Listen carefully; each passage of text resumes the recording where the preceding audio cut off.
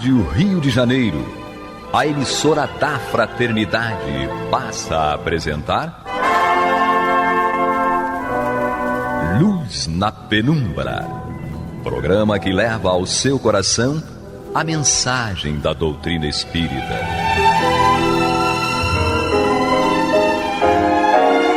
E agora, com vocês, Aloísio Guigino, Fátima Miranda e Eduardo Araújo, para o estudo da obra O que é o Espiritismo, de Allan Kardec. Olá, prezados amigos da Rádio Rio de Janeiro, sejam todos muito bem-vindos. Está entrando no ar o programa Luz na Penumbra, com o estudo do livro Que é o Espiritismo, de Allan Kardec, comigo, Eduardo Araújo, com ele, Aloísio Guigino. Muita paz para todos. E ela, Maria de Fátima Miranda. Que Jesus nos conduza. Lembrando aí que nós estamos no capítulo 2, né, do livro Que é o Espiritismo. E nós estamos no tópico Contradições, dando início agora no item 98. Allan Kardec diz o seguinte: espantam-se de encontrarem comunicações contraditórias assinadas por um mesmo nome. Somente os espíritos inferiores mudam de linguagem com as circunstâncias, mas os espíritos superiores nunca se contradizem. Pouco que se esteja iniciado nos mistérios do mundo espiritual, sabe-se que com facilidade que certos espíritos adotam nomes diferentes para dar mais peso às suas palavras. Disso, com segurança, se pode inferir que se duas comunicações radicalmente contraditórias, no fundo, trazem o mesmo nome respeitável, uma delas é necessariamente apócrifa. É fácil, né? É fácil. Agora, Dr. Bezerra, por exemplo, ele se comunicava pelo Chico e também pelo Divaldo. Há diferenças, porque são mediunidades diferentes, mas o fundo é o mesmo. Né? Você vai analisar a mensagem, o fundo é o mesmo. Pode ser ter uma questão de linguagem um pouquinho diferente aqui e ali, mas o fundo da ideia é o mesmo. Então você vê que é o mesmo espírito que está ali. É diferente se o Dr. Bezerra pelo Chico falasse A e pelo Divaldo falasse B, e não é bem assim. O que nós temos que ver é uma concordância até de caráter, de comportamento, de linguagem, certo? E até de informações que devem ser coerentes e confirmando-se umas com outras. Quando há esse antagonismo, ou essa diferença, ou essa negação entre uma comunicação e outra, é fácil nós inferirmos que uma das duas é apócrifa, é falsa, certo? Uma das duas. Então, nós temos que tentar identificar qual delas deve ser adotada por conter uma informação que seja coerente com outras já disponíveis. Nós temos exemplos disso, certo? Doutor, como é que é o nome daquele médico lá que vem pelo Divaldo e por um outro companheiro? Delon Fernandes. Em que nós vemos um linguajar, muitas vezes até chulo, certo? Inácio Ferreira? Inácio Ferreira. Inácio Ferreira, tem razão. Inácio Ferreira. Que nós vemos até um linguajar chulo, certo? Muitas vezes, quando assinado pelo mesmo nome. Um dos dois está errado. Não há dúvida que isso ocorre. Um dos dois é apócrifo, isto é uma identidade falsa. Não pode ser um mesmo espírito com dois comportamentos totalmente antagônicos, certo? Então, sempre volta à baila à tela aquilo que nós colocamos aqui. Há sempre uma necessidade de nós analisarmos as informações que nos chegam da espiritualidade, para que nós, por coerência, possamos adotá-las com mais tranquilidade, com mais certeza, por essa coerência que deve existir sempre através de caráter e comportamento de espíritos elevados. Aquilo que já foi colocado. Já tivemos oportunidade de ler e observar mensagens do Dr. Bezerra psicografadas. Uma pelo Divaldo, outra pelo Chico, outra pelo José Raul Teixeira. todas tinham coerência na sobriedade da abordagem, na responsabilidade da abordagem, mas com características que nós vamos ver que é do próprio médium na maneira de expressar. Então vamos aí ao item 99. 2 meios podem servir para fixar as ideias sobre as questões duvidosas. O primeiro é submeter todas as comunicações ao exame severo da razão, do bom senso e da lógica. É uma recomendação que fazem todos os bons espíritos. Abstém-se de fazê-las os maus. Claro, os maus não querem que analise as comunicações deles, pois sabem não ter senão a perder com esse exame sério, pelo que evitam discussão e querem ser cridos sob palavra. O segundo critério da verdade está na concordância do ensino. Quando o mesmo princípio é ensinado em muitos pontos por diferentes espíritos, e médios estranhos uns aos outros e isentos de idênticas influências, pode-se concluir que ele está mais próximo da verdade do que aquele que emana de uma só fonte e é contradito pela maioria. E aí recomendo a leitura do Livro dos Médiuns, no seu capítulo 27, e na Revista Espírita de abril de 1864, na Autoridade da Doutrina Espírita e o Controle Universal do Ensino dos Espíritos. Tá aí para complementar a leitura e o entendimento. Então é isso, né? O espírito sério, ele não se incomoda com a avaliação das mensagens, dos conteúdos. Tem até uma polêmica no meio espírita, né? Que quando o Espírito Emmanuel, no livro O Consolador, ele fala da tese das almas gêmeas, foi submetido ao Chico uma ponderação da Federação Espírita Brasileira em relação a essa tese das almas gêmeas, porque seria contraditório com o Livro dos Espíritos. E isso foi submetido ao Espírito Emmanuel, ao médium Chico Xavier, e o Espírito Emmanuel responde com muita tranquilidade que a tese aventada por ele não estava em contradição com o Livro dos Espíritos, porque o Livro dos Espíritos falava em metades eternas, ele não estava ali falando em metade eterna, ele não estava dizendo que um espírito é uma parte e o outro espírito completa ele, né? São espíritos únicos que têm uma ligação profunda, né? E ele disse que este tema deveria ser mantido na obra e que o futuro iria, né, afirmar ou contraditar a informação que ele estava trazendo. Então você vê a tranquilidade do Espírito Emmanuel com o questionamento da Federação Espírita Brasileira e deixando muito claro de que, em hipótese nenhuma, o que ele estava colocando ali contraditava com o ensinamento dos espíritos superiores em relação à metade eterna. O que isso está sendo tratado aqui é muito importante, porque um dos fundamentos da doutrina dos espíritos é a concordância desses ensinamentos.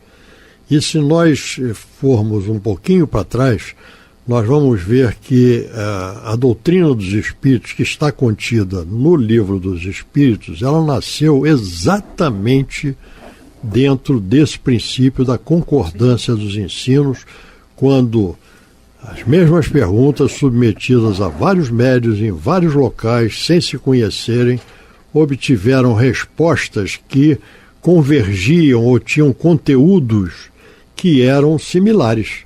Não estou dizendo idênticos, estou dizendo similares. Conteúdo porque sempre existirá uma parcela que é inerente ao próprio médium, né? Então não existe exatamente a igualdade, mas sim a igualdade de conteúdo. E daí nasceu então o Livro dos Espíritos, que versa exatamente sobre essa questão da concordância dos ensinos que vem da espiritualidade. E isso é o que nós devemos ter sempre atenção e termos muito cuidado com novidades, vamos chamar de novidades, que advêm de um único espírito, que muitas vezes contradizem coisas que nós, ou assuntos, ou colocações que nós trazemos de vários outros espíritos. Isso deve ser abandonado.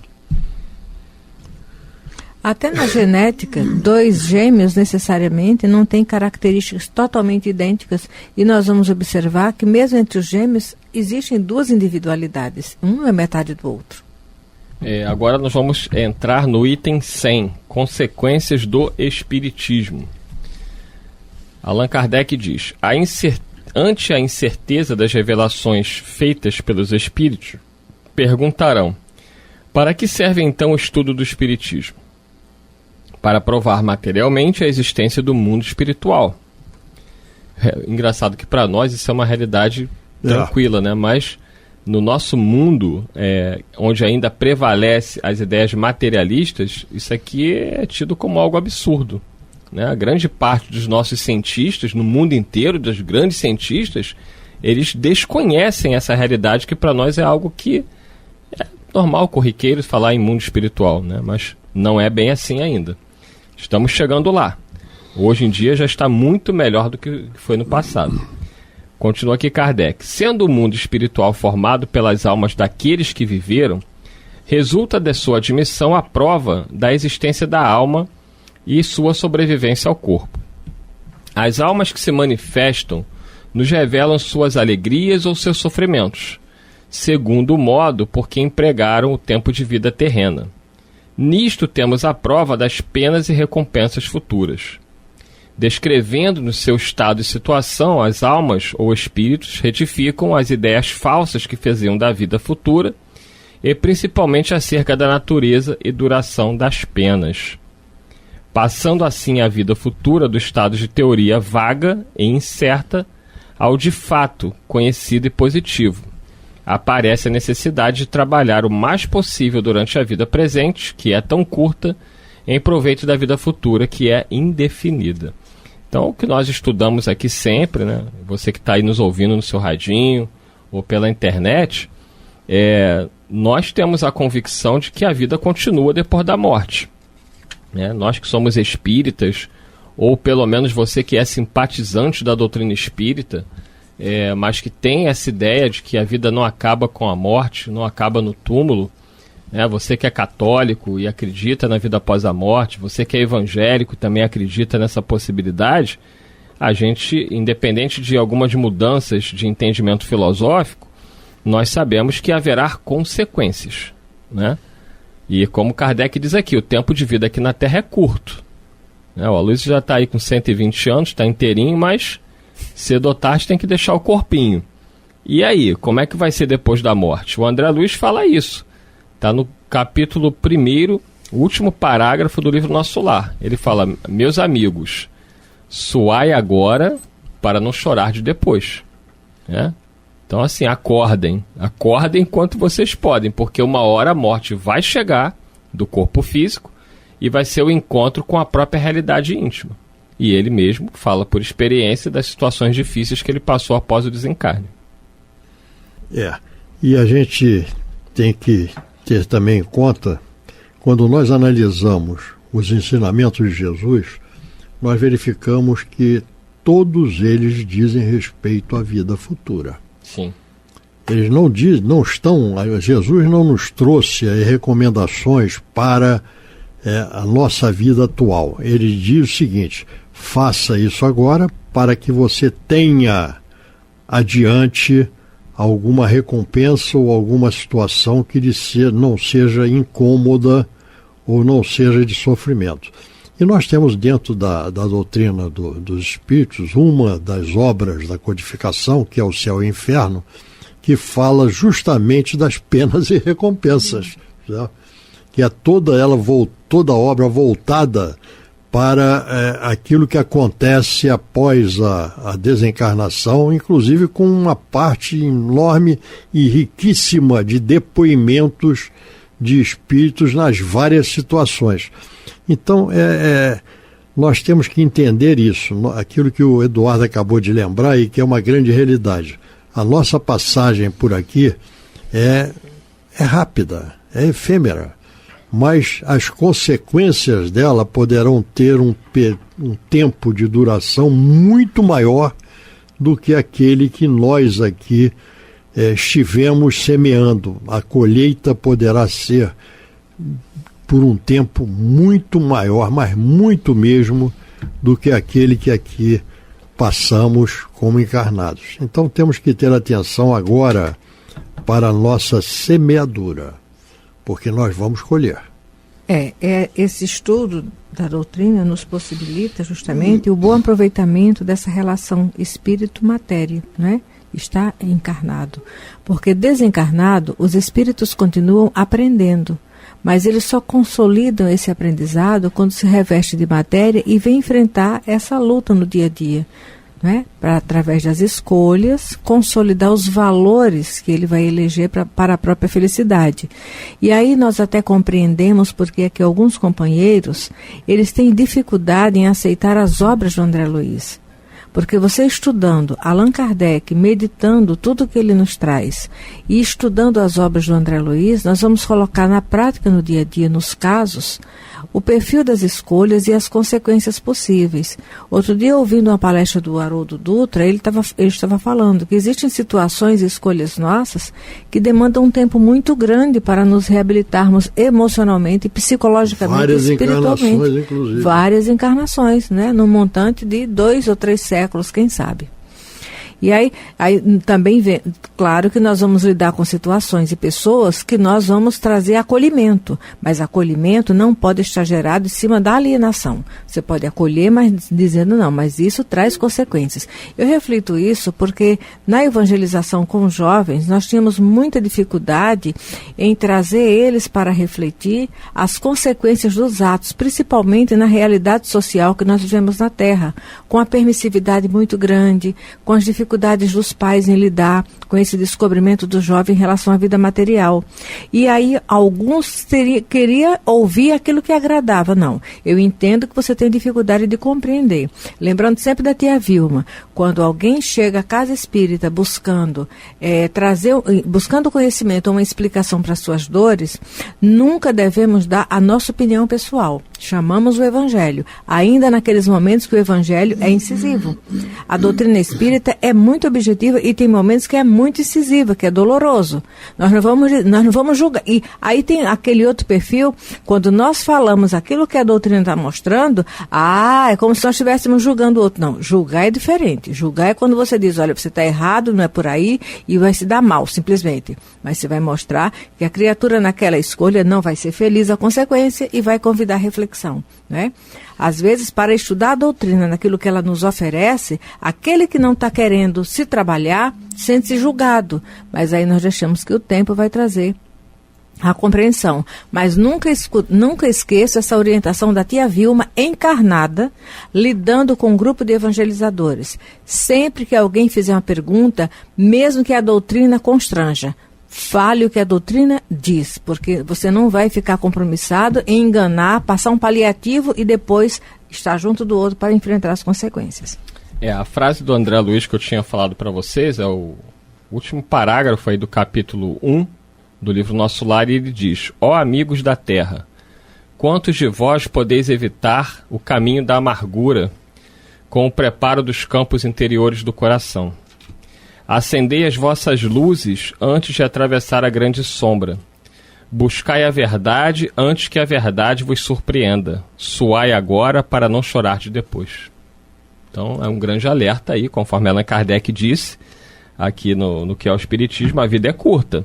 E a gente, cedo ou tarde, teremos que retornar ao plano espiritual e o encontro com a própria consciência, né? Com as nossas próprias necessidades íntimas. Essa chamada que você fez sobre a obra ditada por André Luiz foi um médium da espiritualidade, né? Ele nos trouxe uma revelação muito interessante com relação à vida no mundo dos espíritos, isto é, após a desencarnação ou até mesmo durante a encarnação, com consequências posteriores. Então nós devemos nós encontramos ali um repertório de experiências que é formidável. E nós temos que ver aqui, ou ler, ou refletir a respeito do conteúdo do que nós encontramos na obra de André Luiz, com relação aos alertas para a nossa vida atual, para que nós não incorramos nos mesmos erros que ali são narrados e com as respectivas consequências.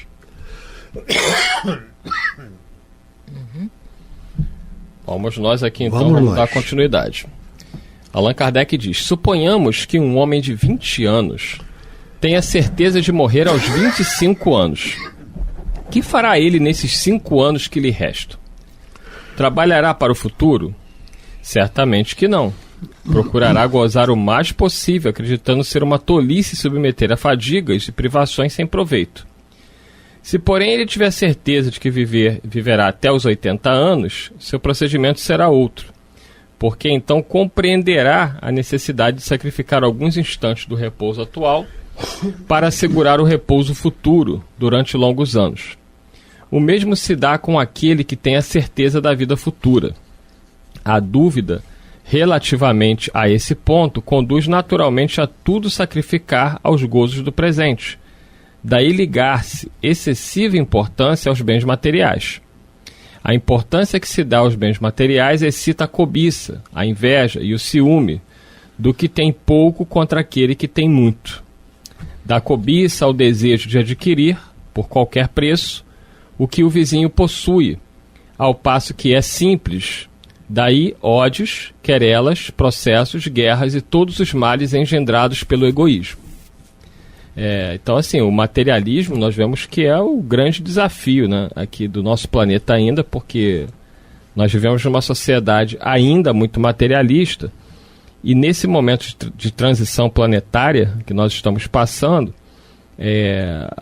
o lado espiritual ele fica muitas vezes em segundo plano, né, diante da realidade que nós estamos vivendo, com muita violência, muitas incertezas, uma liberalidade muito grande de drogas, de promiscuidade sexual, de tentações de todos os matizes, né, de desvalorização da família, da religião, e isso tudo acaba levando as pessoas a se entregarem a essa vida material, Maria de Fátima Miranda. É a banalização da vida. Mas isso vai trazer as consequências, né? Porque ninguém interiormente vai encontrar um recanto de paz se não buscar os valores que realmente libertam o espírito. Por que a Miranda faz comentários tão sucintos aqui, Aloysio Guigino? Eu fico me perguntando que no programa Debate na Ria, analisamos fatos, ela fala por horas. Não, porque o tempo aqui é menor. Não é. Não a gente quer te ouvir, Miranda. Não, comentários muito curtos. São 25 minutos aqui. É porque aqui a Miranda já descobriu o que é o espiritismo. Deve ser. E no debate são os desafios. Instigam a buscar o que é o espiritismo. São os desafios. Comentários muito sucintos, né? Não, mas é válido. É válido. E aí, Aloysio Guigino? Encerrando aqui, o nosso comportamento aqui, nós temos que ter sempre em mente que hoje nós estamos semeando o que nós vamos colher amanhã. Então isto daqui dará para nós aquilo que nós entendemos e que nos é trazido como as consequências que são elucidadas e esclarecidas para nós através da doutrina dos Espíritos. A doutrina dos Espíritos nos mostra, na realidade, é um conteúdo de valores morais, certo? Com as suas consequências no nosso porvir, no nosso amanhã. Então é importante que nós entendamos isso para que pautemos a nossa vida como aquele que vai viver não os 80 anos como está aqui, mas os 200 anos. Então vamos abrir mão hoje, agora, de determinados valores que são efêmeros, para que nós tenhamos um amanhã com mais tranquilidade, inclusive durante a nossa própria existência, certo? Porque tem uma coisa que eu aprendi há muito tempo e que eu procuro aplicar na minha vida, que diz que a vida nos devolve tudo aquilo que nós damos a ela. Então, na realidade, o que nós exteriorizamos, o que nós estamos semeando, é o que a vida nos dá o retorno. É a lei de causa e efeito, a lei do retorno. E com isso... Chegamos ao final de mais um programa. Desejando a todos muita paz. Muita paz. Que Jesus nos conduza. Você está ouvindo o programa Luz na Penumbra.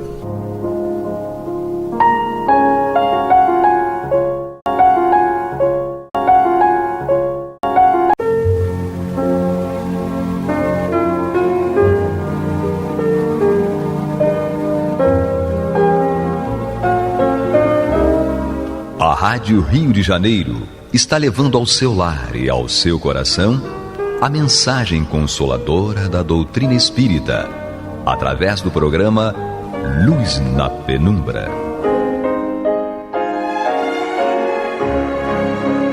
E agora com vocês, Bill Fabiano e Renato Souza, para comentar os textos da Revista Espírita de Allan Kardec no período de 1859 a 1869.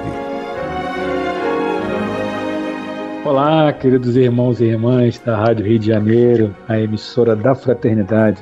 Sou Bill Fabiano, estamos juntos mais uma vez, eu e meu parceiro Renato Souza. Seja bem-vindo, meu parceiro. Agora sim! Agora sim, Bill. Tudo bem? Boa noite a todos. Boa noite a todos. Tem uns problemas de bastidores aqui, né? Mas já está resolvido, graças a Deus. Isso. As coisas acontecem mesmo. Estamos de volta para mais um programa Luz na Penumbra, Revista Espírita, o ano 1859, o mês dezembro, né, meu parceiro? Exatamente, isso aí. Vamos nós, dando continuidade aqui, né? Vamos dar sequência ao capítulo, Conversas Familiares de Além Túmulo. Nós estávamos conversando com aquela criatura, né, Renato? Privat d'Anglemont. Exatamente, esse nome. Não é isso, meu parceiro? Isso. É isso aí mesmo. Se eu estou falando, você acredita, né? Sim, vou na tua, né? É isso. Bom, então semana passada nós paramos na pergunta número 10, que dizia mais ou menos assim, né? Quando vivo, constatáveis vossa individualidade por intermédio do corpo, agora, porém, que não mais o possuís, como comprovais? Ele responde, é estranho, eis uma coisa em que ainda não havia pensado. Tem razão os que dizem que aprendemos algo todos os dias. Obrigado, caro confrade. E agora a gente vai entrar aqui na pergunta número 11. Aquele mesmo esqueminha que a gente vai fazer. Eu pergunto, o Renato responde e assim a gente vai caminhando. Assim caminha a humanidade. Ok. Pois bem, diz ele, já que chamamos vossa atenção sobre este ponto, reflete e respondei-nos. Eu vos disse que sou restrito como o espaço, mas ai de mim, eu que sempre tive uma imaginação viva, também o sou assim como pensamento. Vos responderei mais tarde. Ok, número 12. E quando vivo, qual era a vossa opinião sobre o estado da alma após a morte? Eu acreditava imortal, é evidente, mas confesso, com minha vergonha, que não acreditava, pelo menos que não tinha uma opinião bem determinada sobre a reencarnação. É interessante, né, ele falar sobre isso, porque ele já tinha um pré-conhecimento sobre... Uma predisposição para aquela ideia, né? A imortalidade da alma. Mas a reencarnação é outra história, não é? Opa, se a alma volta, e aí, né? E aí ele já está começando a dizer sobre a reencarnação, não era do jeito que eu tinha sobre a imortalidade, né? Porque aquilo tudo era muito novo, né? Até a própria palavra em si, reencarnação, né? Já era uma coisa nova, né? Sim. Estava sendo descoberta naquele momento ali, né? Naquela época. Então, uma coisa é você acreditar naquilo que você entende, né? No caso, a imortalidade da alma, que já é uma coisa que é dita já há séculos, né? Exato. Agora, em relação à reencarnação, né? Muitas religiões, até não espiritualistas, acreditam, né, na sobrevivência do espírito, né? Sim. Mas não acreditam na reencarnação, né? No reagrupamento ali do espírito em outro corpo, que está tudo certo também, né? A gente deve respeitar, até porque na verdade, né, Renata, minha, sua e dos demais espíritas, não é uma crença, é uma certeza, né? É diferente de você acreditar e você ter certeza. Exato. Né? Isso a nossa certeza é que é uma lei universal que alcança a todos, não somente a nós espíritas ou espiritualistas, mas... Perfeito você falar... Oi? É perfeito você falar sobre lei, né? E não sobre dogma. Porque o dogma ele fica restrito a um tipo de filosofia, a uma filosofia. Uma doutrina específica. Específica, não é? Que não é o caso, porque é uma lei. Se é uma lei, é para todos, e aí todos vão reencarnar, independente da filosofia pela qual estejam transitando, né, Bill? Sim, sim. A gente pega lá o Livro dos Espíritos, a gente tem lá 11 leis universais, né? Dentre tantas, não vou enumerar aqui para a gente não se alongar, parar muito nesse ponto, não se alongar. Mas são 11 leis. Todas as leis são leis universais, leis da natureza. Não tem nada a ver com doutrina espírita ou com espiritismo ou espiritualismo. São leis de Deus, ponto. E assim, vai nessa quem quer, obviamente. A gente sempre fala, cara, porque o próprio Dr. Bezerra tem uma frase, né, mais ou menos assim, o Renato conhece, todo mundo conhece, né? Mais vale lidar com um ateu do que um espírita que não alguma coisa assim, mais ou menos, né? Mais ou menos nisso, né, Renato? A frase do Dr. Bezerra. E, cara, o fato de sermos espíritas ou nos dizermos espíritas não quer dizer nada.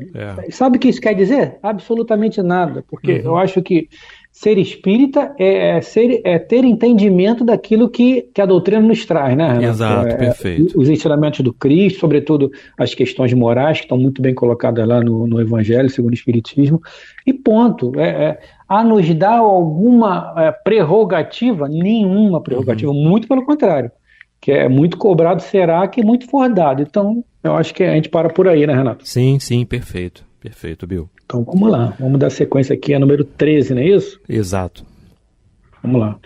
Qual era a fonte do caráter original que vos distinguia? Vou repetir. Qual era a fonte do caráter original que vos distinguia? Não tinha fonte direta. Outros são profundos, sérios, filósofos. Eu era alegre, vivo, original. É uma variedade de caráter. Eis tudo. Ele deu uma série de respostas, né?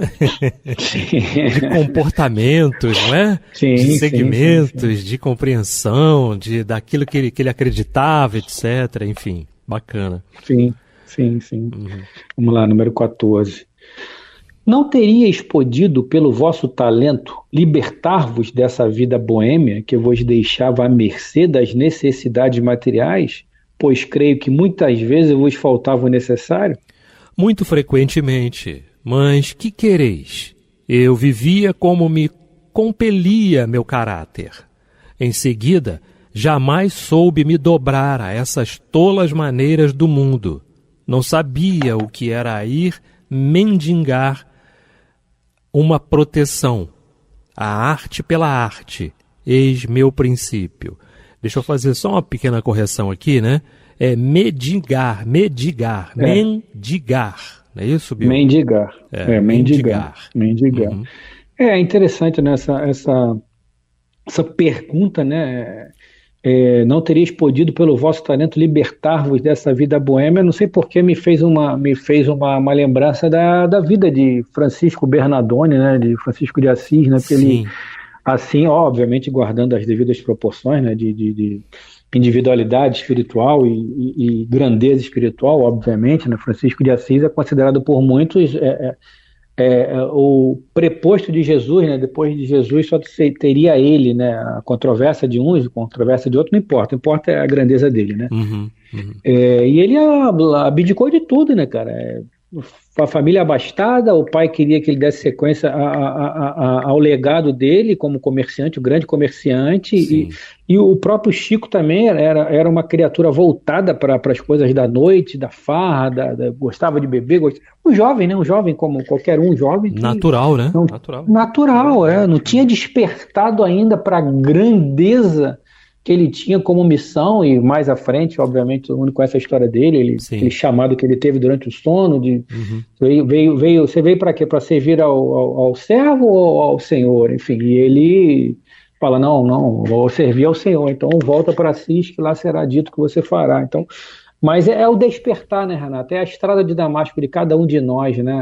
Da gente chegar como foi com Saulo, quando foi com Joana de Cusa, como foi com Paulo, João, enfim, com Renato, com Bill, óbvio, cada um na sua estrada, né? Um na sua estrada. Todos nós vamos encontrar com Ananias. Não significa dizer que será ao mesmo tempo, não é assim, né? Exatamente. Todos nós estamos na estrada empoeirada da nossa Damasco, né? E eu acho que é importante a gente Principalmente quem como nós, assim, estamos à frente de trabalhos, né, de situações que isso vale muito a pena a gente destacar sempre isso, né, Renato? Acho que o primeiro encontro que nós tivemos, não sei se você lembra, você vai lembrar que você lembra de tudo, eu que não lembro de nada, né, normalmente. Mas antes de nós começarmos a gravar o primeiro programa, eu cheguei para você e conversamos sobre isso, né, sobre a questão da vaidade em relação a isso, né, do que é estar à frente de um programa de rádio, do que é estar à disposição de uma Rádio Rio de Janeiro, de uma Fundação Paulo de Tarso, que ele carrega um nome desse, né, desse naipe Paulo de Tarso. Então, não é para a gente ficar achando, caramba, o Bill e o Renato são os bambambãs porque eles foram os escolhidos. Muito pelo contrário, né? A espiritualidade está vendo em nós potenciais, né, Renato? Potenciais. Sim. E isso não tem como a gente negar, porque a gente tem um conhecimento, obviamente, se não tivéssemos conhecimento não estaríamos aqui à frente desse programa, né? Sim. Que, aliás, é o programa mais antigo da rádio, né? Exato, então, perfeito. Obviamente, a gente não pode negligenciar nunca o que a gente já adquiriu, né, Renato? Há no movimento espírita, às vezes, uma incompreensão. Não, o cara não pode ser elogiado. Cara, o elogio que o Renato receber de mim é com o Renato. Fala, pô, Renato, parabéns, você foi bem. O que o Renato vai fazer com esse elogio, ele que tem que dar conta. Ele tem que saber lidar com isso, né, Renato? Perfeito. Agora, é importante eu elogiar o Renato, obviamente, sem intenção, né, nenhuma. Eu vou elogiar o Renato para ele cair na tentação do orgulho e da vaidade. Obviamente não é assim. Eu não quero botar uma armadilha para o Renato. Uhum. Mas o Renato faz uma palestra, por exemplo. Pô, Renato, parabéns, cara. Pô, a sua palestra me tocou. Cara, você que está recebendo aquilo, no caso do Renato, que é o exemplo, é a sensação de dever cumprido, cara. Pô, caramba, obrigado, meu Deus, eu tô no caminho. E é isso, somente. Né, Renato? Às vezes não pode isso, não pode aquilo, que não pode nada, rapaz. Você pode fazer o que você quiser, porque no final das contas é entre você e Deus. Em forma de incentivo, não é? Em forma de incentivo. Sim, total, pô. Sem dúvida, é super importante. Me incentiva a continuar, não é? A prosseguir. Tá dando certo, não é? Exato, tá no caminho. Sim, tá no caminho, tá dando certo, porque quem tá de fora tá observando e eu também começo a fazer uma observação interior, não é? Uma observação minha, particular, naquilo que eu realmente tenho melhorado, tá? E aí sim, com certeza, é importante que a gente saiba tratar essa questão do poxa, tá ótimo, tá bom, isso aí, né? Tratar essa questão esse elogio, né? Da melhor forma possível. Né? Exatamente, você sabe, eu lembro sempre daquela parte do filme do Divaldo, e antes disso eu devo falar que nós estamos no programa Luz na Penumbra, Revista Espírita, 1859, o mês, dezembro de 1859. Sim. Aquela parte em que Divaldo aceita uma palestra, né, era moleque ainda, lá acho que em Aracaju, lembra disso? E ele não se preparou para a palestra, as pessoas que gostavam dele ficaram se entreolhando assim, ou seja, ele não estava preparado, ele não se preparou. A espiritualidade pediu para ele estudar o Livro dos Espíritos. Ele não estudou. E na hora da palestra lá que ficou toma mais um limão e não sabia o que fazer. Então, cara, e Humberto de Campos foi lá, né? E a galera que está aqui não tem culpa de você não ter se preparado. Então vamos lá que eu vou te ajudar. Então é interessante você entender que você tem conhecimento, sim.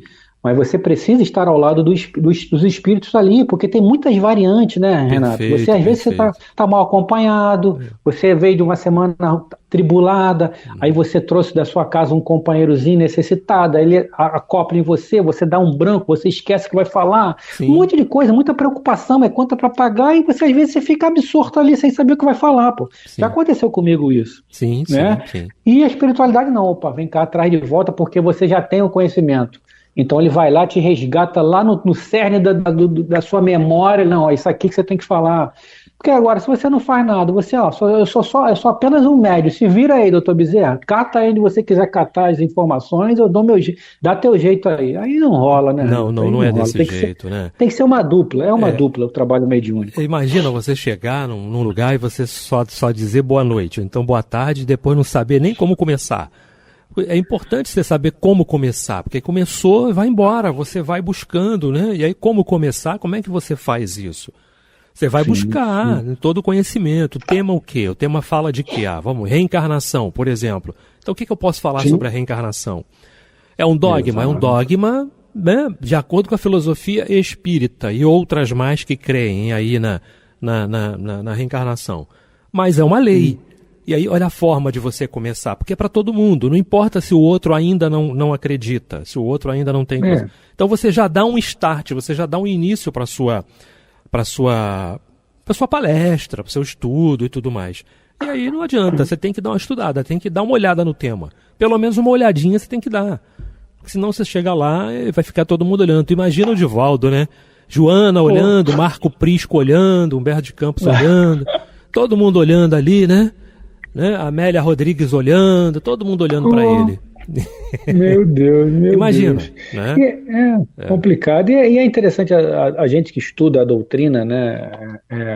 Ela cada vez que a gente estuda mais a doutrina, mais fica em nossa mente ratificado a necessidade de estudarmos mais, de aprendermos mais, sim, né, Renato? Sim. Porque a gente vê cada hora que... Por exemplo, eu estou lendo agora, relendo o livro Simplesmente Francisco. Né? Tanto é que me veio logo essa citação dele aí, me veio logo na mente.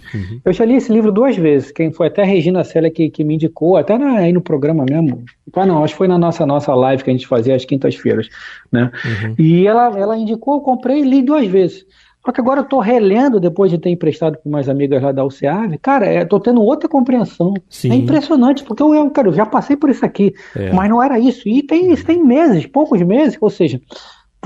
a sua percepção vai se ampliando de uma forma que você não se apercebe. Então, é importante. O nosso livro de cabeceira, meu e do Renato, o Livro dos Espíritos, o Livro dos Médiuns, Evangelho segundo o Espiritismo, confesso que as 2 últimas obras da codificação eu leio pouco, estudo pouco, né, que são Céu, Inferno e a Gênese, que são obras importantíssima, mas não estudo da maneira como eu estudo as 3 primeiras, isso é uma falha minha, confesso. Como era a Revista Espírita também, nunca estudei a Revista Espírita, a gente está tendo a oportunidade aqui, né, Renato? A gente já se falou várias vezes sobre isso aqui no programa, e tudo bem, a gente busca, né, cara? A gente busca o melhoramento porque a gente sabe que a espiritualidade está contando conosco. E a espiritualidade do outro lado lá sabe que pode contar conosco, porque a gente está sempre disposto a ajudar a espiritualidade, ou melhor, ajudar a espiritualidade não, a aproveitar as oportunidades que eles nos dão, né? Perfeito. É isso aí, exatamente isso. Né? Então vamos lá. Número 15, né? E qual a vossa esperança para o futuro? Não sei ainda. Número 16. Recordais a existência que precedeu a que acabais de deixar? Ela foi boa. Tem uma nota que eu vou ler. Tem uma observação. Lê aí, Renato, observação. Alguém observou que estas últimas palavras poderiam ser tomadas como uma exclamação irônica, o que era frequente no caráter de Private. Este respondeu espontaneamente: eu vos peço 1000 perdões, não gracejei. Eu sou, é verdade, um espírito pouco instruído para vós, mas, enfim, não quero gracejar com as coisas sérias. Terminemos aqui, não quero mais falar. Adeus. Nossa. Ficou meio chateado. Ficou, né?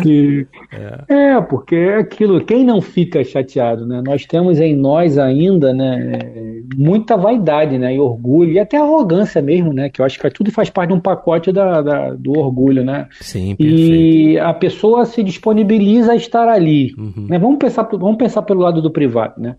Se disponibiliza a estar ali, tá falando, tá respondendo pergunta, às vezes não tá nem com o saco para responder nada, mas tá ali, disponível e tal. E fica se questionando, né, a maneira como ele tá falando. Não tô aqui criticando o Kardec nem a sociedade, não, mas é pra gente entender a chateação dele, faz parte, né? Eu também não quero falar mais nada, não, tchau. Eles não estão aqui para me ouvir, então tchau. Né, é a nossa vaidade, nosso orgulho. Se a gente está ali, eu tô aqui disponível para vocês estão achando que eu não estou levando a sério? É uma reação até dentro da realidade espiritual que nós nos encontramos de maneira geral, né, os que estão encarnados na Terra, de maneira geral, é extremamente normal, né? Mas vamos agora para outra evocação, né, Renato? Exato, quarta conversa, 9 de setembro de 1859, não é? Pra você tá a quarta conversa aqui, né? Tá engraçado que tá segunda, mas não é segunda, pô. Pois é, estranho. Na edição da FEB, essa seria a terceira, né? Terceira. E aí engraçado que aparece quarta conversa, aí depois tem assim, terceira conversa, né? Enfim. É engraçado, né? Ficou fora. Será que tá na ordem? Mas continua pergunta e resposta, Bill? É bom a gente confirmar. Continua.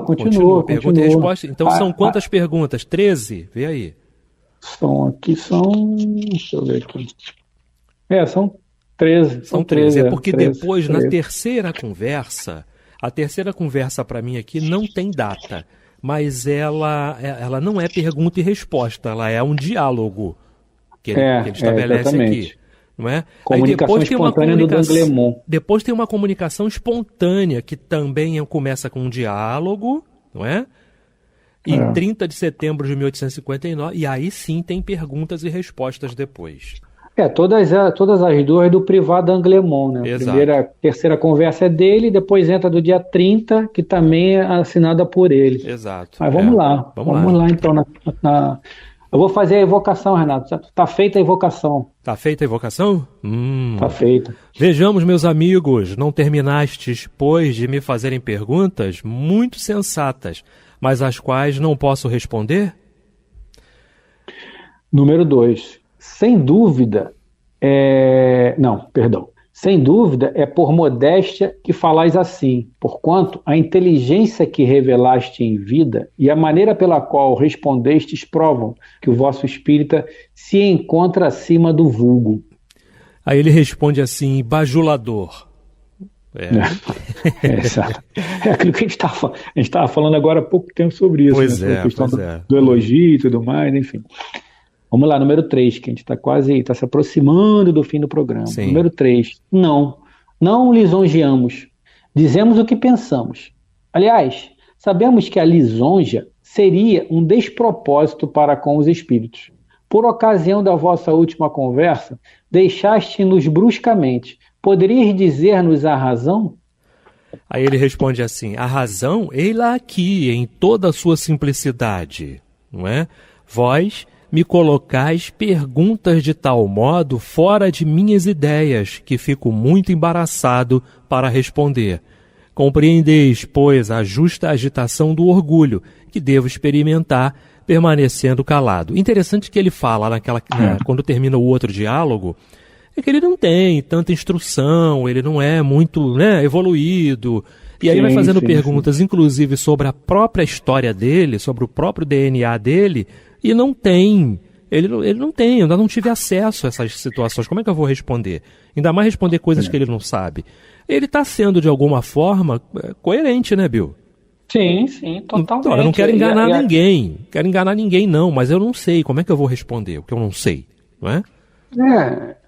E aqui na número 2, ele fala que você leva uma vida de maneira pela qual responde, a maneira pela qual responde prova que você não é um espírito assim, sem saber o que está falando, né? Você sabe o que está falando e tal. Aí o questionador fala lisonjeador, para mim foi lisonjeador, né? Enfim, E aqui ele fala, não lisonjeamos, dizemos o que pensamos. Aí entra naquela questão que nós falamos aqui, de não poder elogiar, né, que a gente falou. Aliás, sabemos que a lisonja, né, o elogio, seria um despropósito para com os espíritos. Por ocasião da vossa última conversa, deixaste-nos bruscamente. E naquele momento ali, no século XIX, já se mostra isso, né? Perfeito. Não pode elogiar, não pode isso, não pode aquilo. Cara, as pessoas, sobretudo nós médicos, temos que saber lidar com isso. É um teste pra gente. É uma prova pra gente. Você tem que lidar com o seu orgulho, tem que lidar com a sua vaidade. Como é que eu vou lidar com o meu orgulho, com a minha vaidade, se eu não sou elogiado, se eu não sou testado? Sim. Né? Eu preciso ser testado. Claro. Isso é a prova do que a gente está no dia a dia aí, né, cara? Você vai lidar com o vício do álcool. Você vai viver no meio de viciados em álcool. É isso aí, pô. Sim. Você só aprende a se comportar vivendo as situações. Aí você vai, né? Você vai se educando, se reeducando, né? Melhor dizendo. É isso? Exatamente. A gente está chegando ao final, Renato. Pois é, Bill, tá acabando. Acabando, já acabou, na verdade. Agradecemos a presença de todos, a audiência de todos. Renato, meu parceiro, um beijo no seu coração e até a próxima semana. Valeu, muita paz a todos. Até o próximo programa.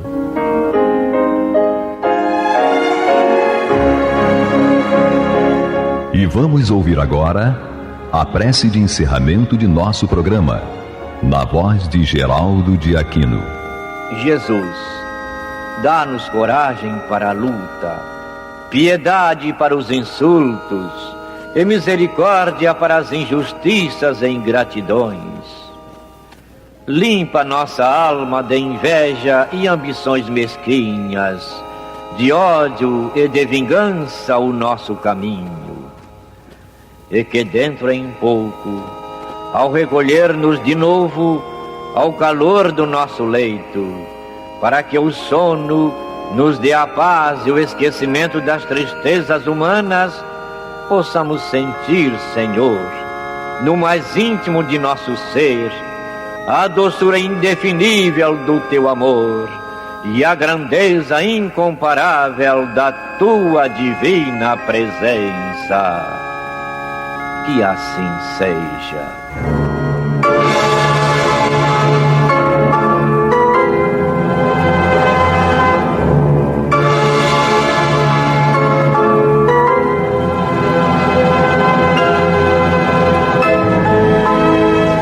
Acabamos de apresentar o programa Luz na Penumbra, que voltará a ser apresentado na próxima segunda-feira, às 21 horas, nesta emissora.